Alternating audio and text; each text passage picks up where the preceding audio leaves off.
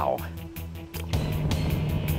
That is a fish of a lifetime. Here we go, boy. Wow-wee. That thing is a monster. They fight hard, don't they? Look at that magnificent fish. The size of that fish.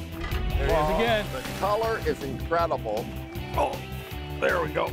The Real Fishing Show with Bob Azumi. Big old Great Lakes smallmouth. That is a big rainbow trout, Chris. Nice double header. Whoa! Nice jump. Yeah. All right. That is a monster smallmouth. Man, that is so cool. Another one. There we go. The biggest pike I've ever caught in my life. Look at that chunk. Well, that's what we're talking about. Real Fishing is sponsored by Mercury, #1 on the water, and Mystic Lubricants. On the Real Fishing Show, we make catching fish like this a possibility. On today's episode, Bob and his brother Wayne are fishing for early season northern pike amongst the many islands of beautiful Georgian Bay. Spring can be the best time to catch numbers and size. The water is still cold, so timing is important to intersect hungry post-spawn pike. Bass, perch, walleye, panfish, and suckers are all on the menu for these toothy predators. Let's see how the boys do. Okay, that was like first cast on this stop here. And what do we got? Mr. Georgian Bay pike. Rocky Point. Rocky Point, and on a jerkbait. Okay, now, the way he's hooked, I can grab him. Need some pliers? Yeah, but fast pliers. And let's see here. There we go. One thing about it with jerkbaits, they got lots of treble hooks, of course, and you want to be careful. And good old Georgian Bay pike. This is definitely not a big one by any means, but you know what? He hit it. Look at that. I put a little bit brighter color on this little Berkley jerkbait just because the water here's got some color. All right.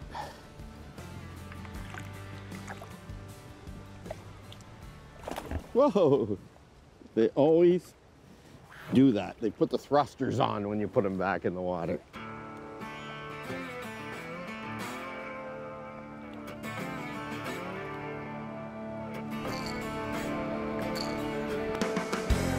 Oh, there's fish. Got one, Bob? Yeah, I just stopped the bait. I was looking at all this dead old cabbage weed in here, and I was saying, There we go. I stopped the bait literally, and that thing hammered. Oh man, did it ever eat this bait too? he ran into it with his mouth open. Oh, look at that. It's when the bait is in head first in. That is not cool. Well, if you keep playing around with it, you're really going to lose it. Oh man, that's called a very hungry hammer handle. That is, look at that. That's all you can see of that jerkbait. So he did run into it head first then, eh? Yep, that is. I don't think I've ever seen a fish quite eat a jerkbait like that in my life. That's what you call an aggressive fish. Okay, I think we're gonna have to get 2 pair of pliers on this. Okay, see you later, little guy. Croaking like a grouper. Whoa, all right.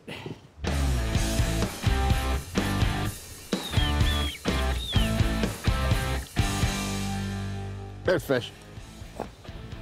There we go, what is it? Oh, wrong type. Oh, smallmouth. Well, you know, you get this time of year where the pike are in these back bays, you will get some movement of fish like smallmouth that'll come in. And I'm just gonna grab this hook here. Let me bring him in the boat. There we go. All right. We're gonna get the odd incidental catch of a fish like a bass in a lot of these shallow areas, especially where the pike are this time of year in these feeder creeks. We met an interesting group who were also staying at Pleasant Cove Resort. They were with the Ontario Ministry of Natural Resources doing some research on the walleye population on Georgian Bay. It was amazing to see the number of big walleyes the guys were netting, Keep in mind they were in a small condensed spawning area. 5,200. So that's an 11-pounder. Nice. Getting scale and spine samples for aging, measurements and tagging are a few of the ways they gather data for these mature walleyes. The information that they gather is so important to monitor this fragile walleye fishery. Coming up, Oh, look at that. Walleye, nice. Look at that one. Okay, yeah, grab the net. this tip of the week is sponsored by Coleman, the outdoor company. Sometimes a lake will fish small. What I mean is many anglers know the known hot spots. It could be a big shoal or it could be a weed bed or something that's holding fish. And what I'd like to talk about right now is finding a little bit more unobvious type spots. So let's say you're fishing a lake and the obvious spots are getting hammered by a lot of knowledgeable anglers. Well, why not go to those spots that they're missing? Sometimes the most unobvious spots can hold the biggest fish. What I like to do is I'll idle around and look at my graph on large expanses of flats, maybe to find an isolated weed bed or a change in bottom where there's a transition of maybe gravel to sand or something like that.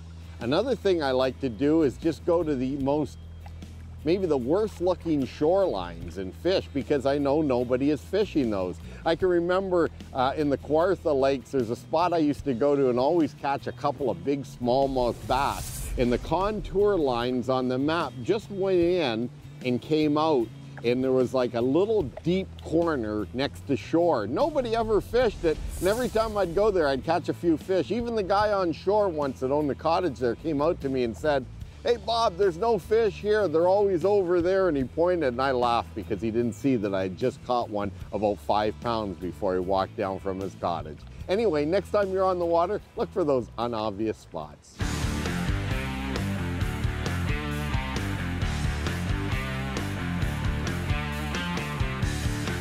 Oh, there we go. I just twitched that jerk bait. Oh, there it is on the surface. Look at that. Mr. Pike. Is he lassoed? He's coming in strange. I don't know. Yeah. I might have, oh, the way he's hooked sideways. See that? Oh yeah. We're acting so strange. We're seeing them. That's a good way to get hooked, Bob. Yeah. Let's see here. Got him hooked on the side and underneath. So he must have turned on it. Funny, the water's just starting to warm up, and you know, they're getting a little more active. They're starting to follow. We haven't had one charge of bait yet, but yeah, it's funny because this one came and talked to it and then tried to get rid of it. When you're using a jerk bait, I can't stress it enough, when the water's cold like this and you're fishing for pike, is you want to just fish it slow twitches. And you don't want to jerk that thing too fast. Well, we got 49.8 degrees, Wayne, and you know, some guys say like around that 50-degree mark, the pike can start to turn on in a lot of these feeder creeks or bays, you know, places like Georgian Bay, and we're starting to see fish. Like in the bay we're in right now, how many have we seen so far? We come into this bay and we've seen 4 already. It's just a very small bay.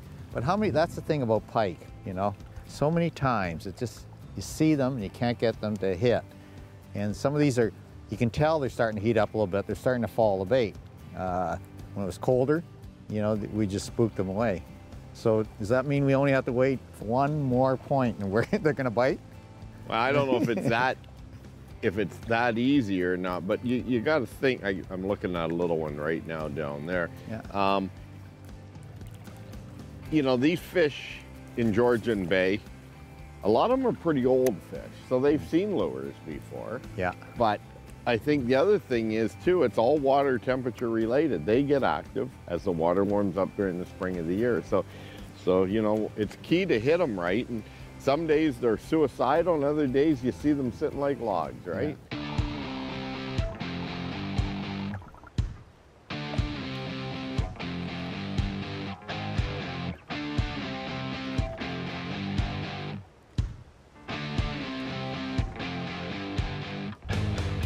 Here we go.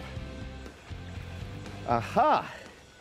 Just switched over to a lipless bait here. The good old war pig, and got something heavier on here, Wayne. Not fighting like a pike. No, I got a nice soft rod too. And that's one thing about treble hook type hard plugs or crankbaits. You want to definitely have a. Oh, look at that! Walleye, nice. Look at that one. Okay, yeah, grab the net. That is a trophy walleye. Whoa. Okay, check this baby. Whoa. Get it wet. Now I'm babying it with this rod here. This is supposed to be a pike, but this is bonus. Look at that. Yeah. Nice. Nice Whoa, one. heavy. All right. Hog wall. Oh, look at that. The bait just popped out. And this bait here is, you know, in the lipless category of crankbaits. Doesn't have a lip on it. Got a rattle. And good old war pig. Awesome. Okay. Look at this thing. Awesome. The size of that puppy right there. All right. Bonus. Very nice. Well, it's got Look at sharp that. teeth. Not quite a pike, but what a beautiful walleye. That is a big Unbelievable. walleye.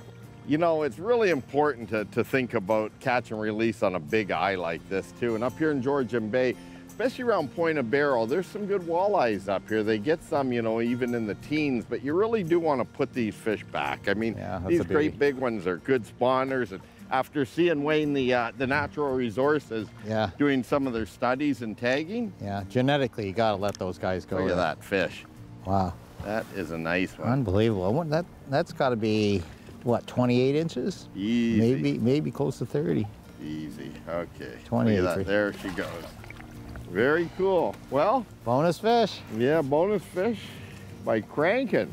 A little deeper, you know. We're not getting any pike shallow or nothing big shallow, so we thought we'd just try the edges, and there it is. Nice fish. Coming up. I literally stopped the jerkbait, you know, and Let's take a look down under with this week's Fish Eye View, sponsored by Mercury, #1 on the water. We all know that cold fronts slow fish down. Changes in barometric pressure rather than dropping water temperatures cause this effect. Actual falling water temperatures are quite another matter. Normal seasonal changes in autumn progressively lower temperatures. The same applies to extended summer cold snaps. Because fish are cold-blooded, they slow down accordingly. The fall turnover is a classic example, and doubly bad as weeds die off and release carbon dioxide. Fish head for deep water that's even colder until this process ends. Cold water species also factor in. Steelhead, brook trout, and others slow down during falling water temperatures. With metabolisms at a near standstill, it's important to match their pace and expect a light bite. While many claim that downsizing is the way to go, it isn't always the case. When you offer up a large bait that looks easy to catch, you'll turn those lethargic fish. The best solution to the cold water problem is to only head out on bright, sunny days. Even then, sleep in and start your fishing day at noon. Eventually, the power of the sun will warm things up. That is, in fact, the secret to all that great fall fishing you may have heard about.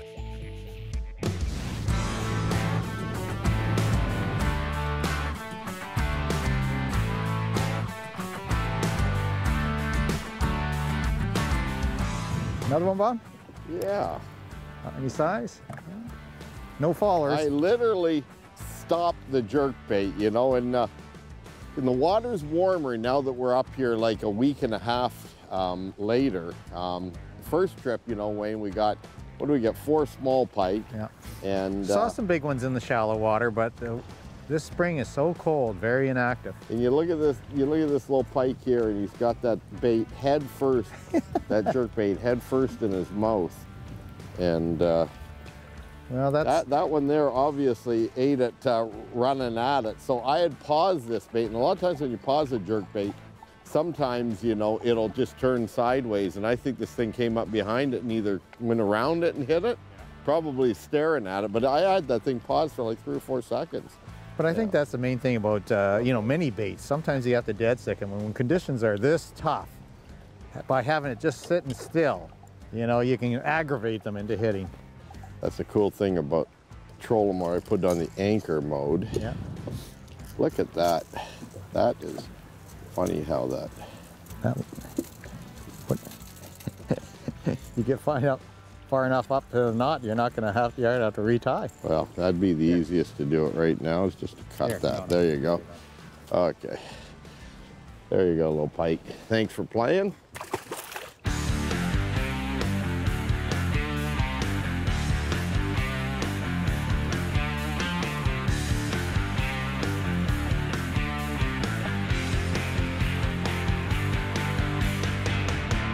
Oh, pike.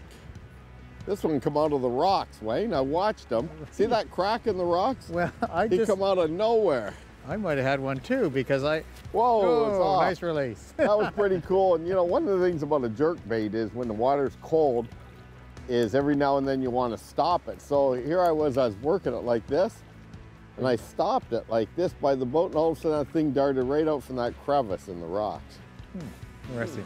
Now, everybody that does a lot of jerk baiting for pike will tell you when the water's cold, it's jerk, jerk, stop.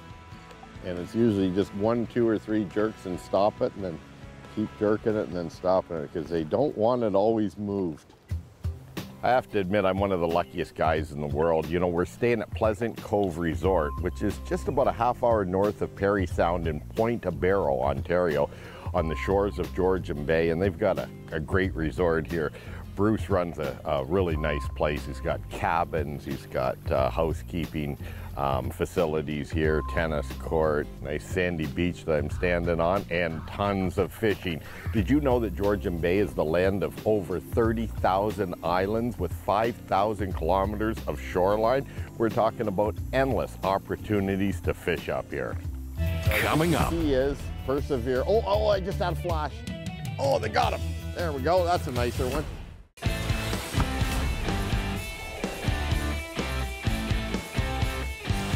Early season pike fishing can be a lot of fun, especially when they're in shallower water. But one of the things is when the water is cold, you have to have a slow presentation. You got to realize that these big pike have spawned and they're pretty lethargic during the early season. So a jerk bait like this Cutter 110 that suspends is ideal. What we like to do for early season pike, especially in the cold water, is to use a jerk bait like this and give it a jerk and stop it, let it sit. Sometimes for 3 or 4 seconds, 5 seconds, then jerk it 1 or 2 times and then just let it sit. And it's like a jerk, sit, jerk, jerk, sit, and just develop a cadence till you figure out what those big boys want. Another thing when you're pike fishing, a wire leader on there is a necessity. And we also go to braided line for fishing pike because you can get a much better hook set. Early season pike fishing, cold water, shallow water, a nice slow presentation with a suspending jerk bait. It really does work.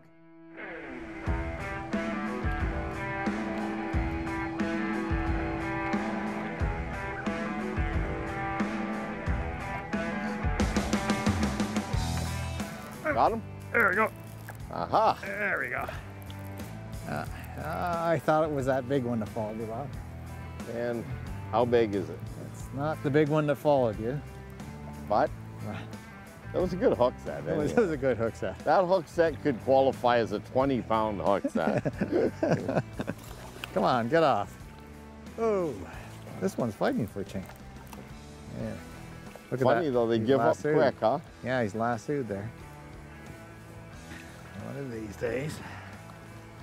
Well, I had that big one follow a few minutes ago. Yeah, right there. I thought. It's so funny. Any of the bigger ones we've seen so far in the 2 trips we've done up here to Georgian Bay have not committed. They've stayed behind the jerkbait and not committed. Yet those smaller ones, Wayne, will commit. Yes, particularly when the sun comes up. Yeah.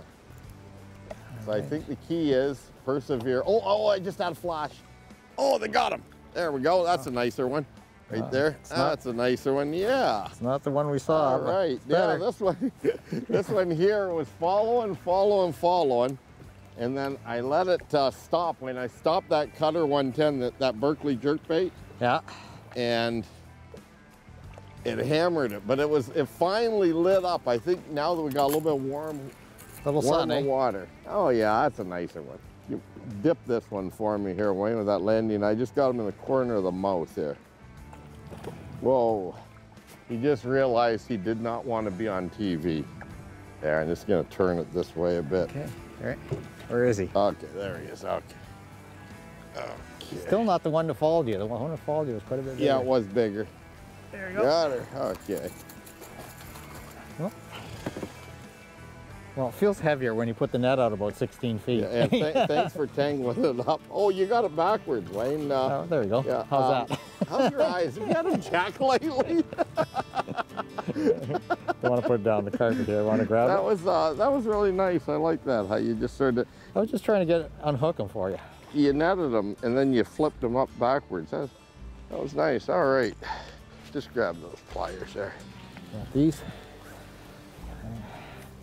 We're good. There you go. Oh, head first, eh? I get it. Look at that, head first. Look at that. There we go. Alrighty. Slimy little guy. Yeah. Smells like pike. That's perfume to us folks fishing here in Georgian Bay. All right. Well, Bob, in about an hour you'll be fishing. If you look at this net problem here. Yeah, nice net job, Wayne. Thanks You're for welcome. that. Let me see if you know there's what? I any might as fish well in there. just cut the line, get another lure. That's going to take about 3 hours to get out.